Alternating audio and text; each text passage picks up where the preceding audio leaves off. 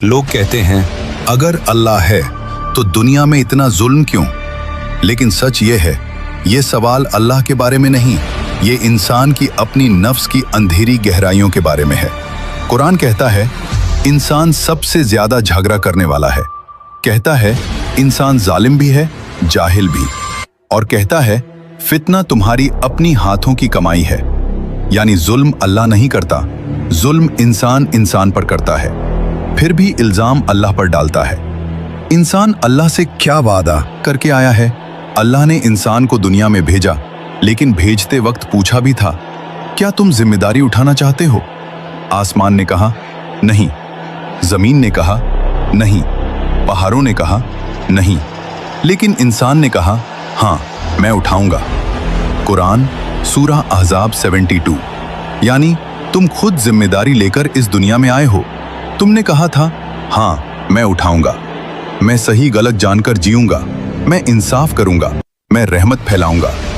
और आज वही इंसान झूठ बोलता है, धोखा देता है, रेप करता है, जुल्म करता है, खून बहाता है और फिर कहता है अल्लाह कहाँ है।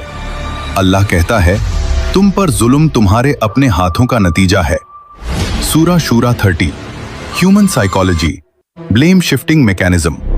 मॉडर्न साइकोलॉजी बताती है जब इंसान अपना गुनाह, अपनी कमी, अपनी खराबी को एक्सेप्ट नहीं करता तो वो ब्लेम शिफ्टिंग करता है। अपने कर्म की जिम्मेदारी खुद पर नहीं लेता, किसी बड़ी ताकत पर डाल देता है। और सबसे आसान टारगेट कौन? गॉड। क्योंकि उसे पता है अल्लाह जवाब नहीं देगा, अल्लाह बहस नहीं करेगा, अल्लाह पकड़ेगा नहीं। साइंस कहती है ह्यूमन ब्रेन तनाव और गिल्ट से बचने के लिए ब्लेम ट्रांसफर करता है। इंसान अपनी बुराई का बोझ खुद नहीं सह सकता, इसलिए वो कहता है अल्लाह ने रोका क्यों नहीं, लेकिन ये नहीं कहता मैंने किया क्यों। फिलॉसफी, फ्री विल का दर्द। अगर अल्लाह हर बुराई रोक दे, हर जुल्म रोक दे, हर रेप रोक दे, हर युद्ध रोक दे, तो इंसान का फ्री विल खत्म हो जाएगा।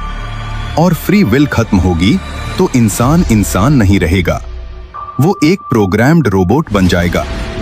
और याद रखो, जहां फ्री विल होती है वहां पॉसिबिलिटी ऑफ इविल भी होती है।